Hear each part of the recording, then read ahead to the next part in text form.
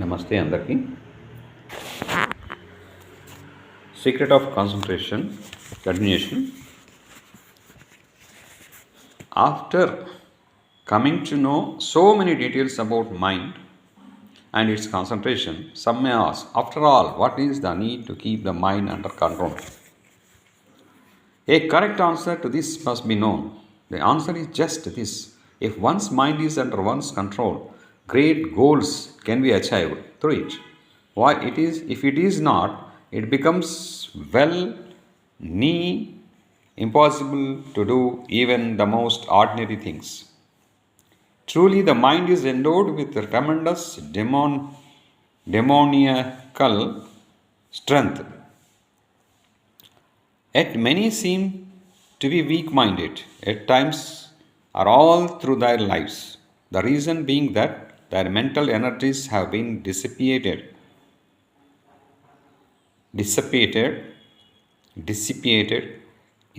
indiscriminately. Not all are aware that the sun's rays have the power to ignite fire. Why don't they know? The reason is they would not have seen the sun's rays creating fire and burning down things. But when the same rays are passed through a convex lens and made to fall on a piece of paper, they can burn the paper.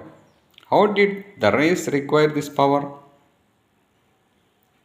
How did the rays acquire this power? It was the result of making them converge and thereby concentrated. Earlier they were scattered in different directions. Hence, even though they could produce heat, they could not burn. But after becoming concentrated, they could produce blazing fire. This is a secret to be noted. There lies remarkable power in our minds, intrinsically. Since this energy is being spent on all kinds of necessary and unnecessary matters, we are incapable of doing anything other than only the most commonplace things. If great things are to be achieved, then the distracted energies of the mind should be channelized. This can be done only when our minds are under our own control. But how can the mind be called ours if it is madly runs out unheedingly? The mind that has drowned itself in sensual things, accepting the invitation of the sense organs, it is definitely is not our own. How can we make a mind that is not ours work as we want? The first thing that our sages of yore achieved through constant efforts was mental equilibrium by bringing the mind under their control.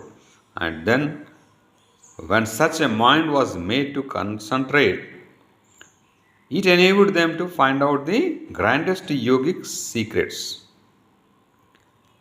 It brought them nothing less than divine knowledge. As Swami Vivekananda says, a concentrated mind is really a searchlight. A searchlight makes it possible for us to see even the objects lying in distant, dark corner also. Okay. Well, it is true that the mind has to be made to concentrate, but what should be the object of concentration? It is not possible to give a specific answer suitable to all people at the same time, because saying that the mind should be concentrated upon the light of the Atman would be absurd, since not all have ventured to become yogis. Nor can it be said that the mind should be concentrated upon God, because not everybody is a devotee. How about saying that the mind should be concentrated upon lessons, but then not all school-going students?